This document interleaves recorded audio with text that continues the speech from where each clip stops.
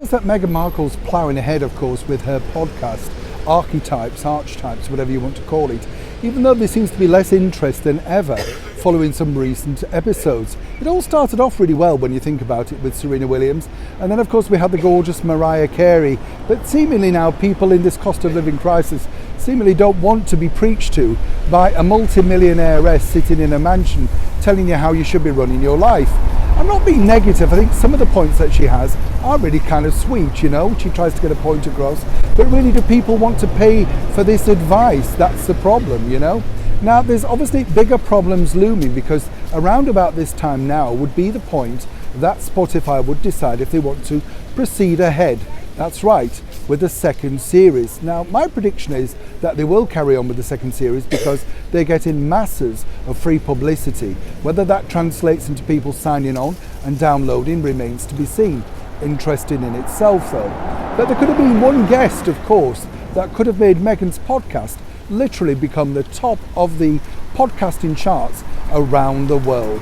As ever, let me explain. Hi, good morning, Neil Sean here in the very heart of London. Nice to have your company. And for all of those people that are sat out there on your own today, I know there are many because you do tell me in the comments, it's lovely to have your company. As I often say here on the show, you're not alone, you're talking to me. You understand, yeah? Well, I'm alone right now, actually. Well, not totally alone, you know, because there's people wandering around thinking, who's he talking to himself? Who's that daft apeth, you know what I mean? But they do, you know, when you're out filming, they look at you as if, who are you talking to? You know, and you think, yeah, you eventually, hopefully, you know. But if you are sat on your own, a big smile, a big wave, and of course, have a lovely day. For those that have people, cherish them, you know, they need to be looked after. We're all in this world together. Let's be kind. You know what I'm saying? Back as ever to your royal story of the day. Interesting story this, because as you know, when Meghan Markle returned back here to the United Kingdom, she was here, of course, to do some charity work, and then sad things took over. Of course, the demise of our late and wonderful monarch, Queen Elizabeth II.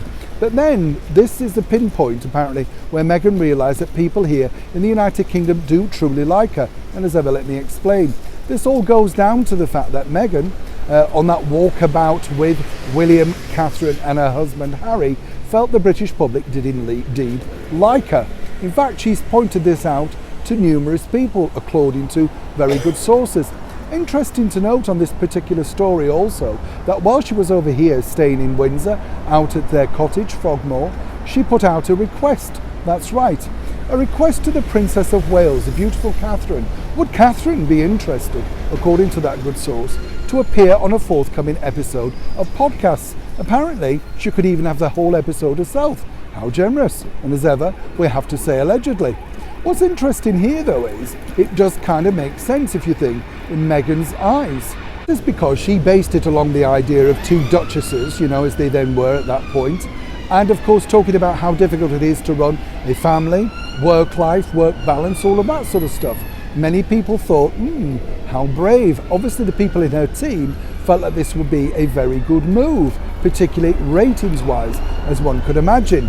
Now, we're not quite sure exactly how this was relayed to our beautiful Princess of Wales, but according to Meghan, yes, you know, she felt that they were progressing. If you recall back with that particular interview, she claimed that she was willing to forgive and move forward.